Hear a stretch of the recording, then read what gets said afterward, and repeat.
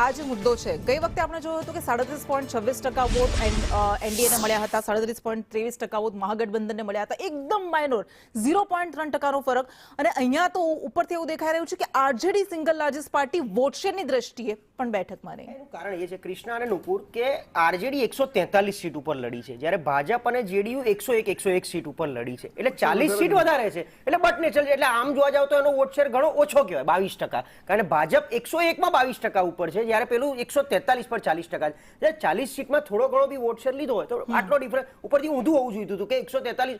Actually આ જ છે કે કોંગ્રેસ અને આરજેડી વચ્ચે જે ગઠબંધનમાં સીટ શેરિંગની માથાકૂટ થઈ, 15 સીટ ડુપ્લિકેશનમાં ગઈ કે જ્યાં આરજેડી વર્સિસ કોંગ્રેસ હતું, આ કોંગ્રેસ વર્સિસ સીપીઆઈ હતું. એ કંઈક ને કંઈક મને લાગે છે પ્રોપર ગઠબંધન ધર્મ નિભાઈને સારી રીતે લડી શક્યા હોત. જેમ અહીંયા ફિક્સ થઈ ગયું 101. ગઈ વખતે પરિસ્થિતિ અલગ હતી ભાજપ ને જેડીયુની, યાદ કરો તમે. ગઈ વખતની આની બી પરિસ્થિતિ અલગ હતી, લોકસભાની પણ. અને એલજેપી 29 સીટમાંથી 23 સીટ ઉપર, જે ગઈ વખતે એક જ ધારાસભ્ય. એટલે બહુ સ્પષ્ટ છે કે ગઠબંધન ભેગું થઈ એક કોમન મિનિમમ પ્રોગ્રામ સાથે એક વિચારધારા લઈને કોઈ બી વાત, હું કહું છું. બીજું આ તમે જો મહારાષ્ટ્ર રિટર્ન રિઝલ્ટમાં, હરિયાણા રિટર્ન, દિલ્હી રિટર્ન કે જેમાં એક્ઝિટ પોલ બી કદાચ ઓછા બતાવે. હું તો બહુ સ્પષ્ટ વાત કરું છું. મહારાષ્ટ્રની ચૂંટણી હતી નવેમ્બર 2024માં.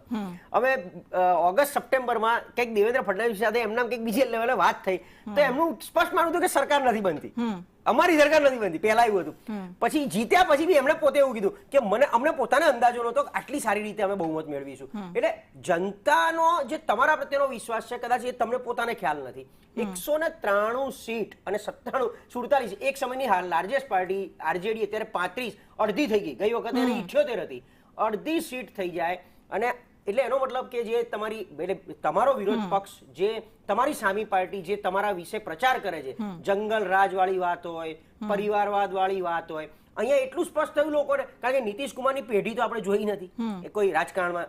આમને તો બે ભાઈના ઝઘડા થયા, તેજસ્વી વર્સિસ તેજ પ્રતાપ. તેજ પ્રતાપે તો અલગ પાર્ટી બનાવી, શરૂઆતમાં રૂઝાનમાં આગળ ચાલતા હતા, અત્યારે તો એ પણ હાર ઉપર આવી બેઠા છે. એટલે વોટ તોડવા માટેના તમારા ભાઈઓ બહુ છે અંદર અંદર. આજે પ્રશાંત કિશોર બી વોટ શેર કોનો તોડ્યો છે એ હવે આપણે કાલ મેં કીધું જોઈશું, ખ્યાલ આવશે. પણ એક દિશામાં જયારે જઈ રહ્યું છે તો કોઈક વિચારધારા, કોઈક વિચારીને જનતા એવું માને છે કે અમને આ કેમ.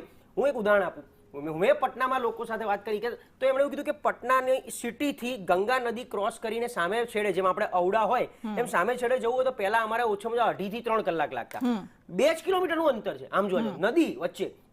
હવે બ્રિજ ને એની એક ટનલિંગ કરી અને આ ડિસ્ટન્સ 20 મિનિટમાં કરી નાખ્યું. એટલે હું પોતે ટ્રાવેલ કરીને આવ્યો 20 મિનિટમાં, ગંગા નદી ક્રોસ કરીને આવ્યો. તો લોકોને આ સારો વિકાસ દેખાયો. ગંગા નદીના ઘાટ ઉપર તમે જાઓ. એટલે હું એવું નથી કીધું આનો ફેવર કરી રહ્યો છું કે વિકાસ વિકાસ વિકાસ થઈ ગયો છે. પેલા મુદ્દા અધધ સાચા હતા. પલાયનવાદ છે તો છે, મજૂરી છે તો છે, હજી પણ નોકરી તો નથી. હવે માનો કે એનડીએ ની સરકાર આવી ગઈ છે, નવું શું કરશો તમે? તમે આ 5 વર્ષમાં એવું તો શું લઈને આવશો કે બિહારને તમારી પર ભરોસો બેઠો છે કે 5 વર્ષમાં હજી અમારે એકવાર નીતિશ બાબુને સીએમ બનાવશું તો બિહાર કંઈક અલગ બિહાર બની જશે, બિહાર એકદમ ખીલી ઉઠશે. એ રોડમેપ તો હજી પણ ક્લિયર નથી આ લોકોનો. આ તો માત્ર જાતિવાદ, ધર્મવાદ, કાદવ કીચડ ઉછાળવો, એ જ રીતે આખી આ ચૂંટણી હજી લડાઈ.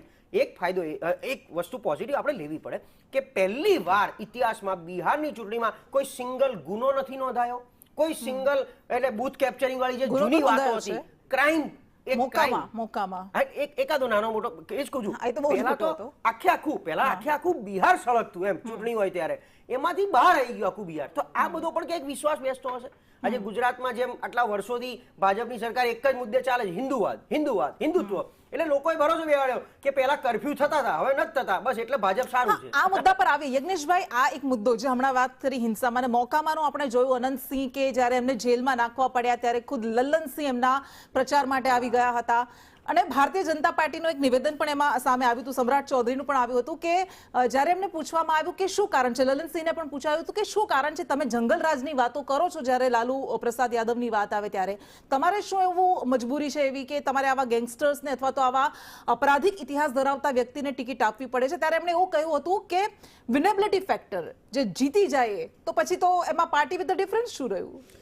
નહીં, એ ઇતિહાસ કોઈનો ગમે તે હોય, પરંતુ જ્યારે એ ચૂંટણી લડેલા હોય, અગાઉ પણ ચૂંટણી લડેલા છે અને પ્રજાની અંદર પ્રજા હિતના કામ પણ કરતા રહ્યા છે, એટલે એ એને અને એની જોડે ભેગું કરવું એ યોગ્ય નથી. પણ બીજું વસ્તુ એ છે કે જંગલરાજની જે વાત હતી તો જંગલરાજ એટલા માટે હતું કે એમાં કંઈ લાલુ પ્રસાદ મશીન ગન લઈને નહોતા નીકળતા કે તેજસ્વી યાદવ કંઈક છરી ચપ્પા લઈને નહોતા નીકળતા, પરંતુ એમના શાસનની અંદર જે પ્રમાણે ગુનાખોરી વધી હતી, એમના શાસનની અંદર જે પ્રમાણે બિહારમાં ભય અને જે આનું વાતાવરણ ફેલાયેલું હતું એ વાતાવરણની જંગલરાજ કહેવામાં આવ્યું હતું.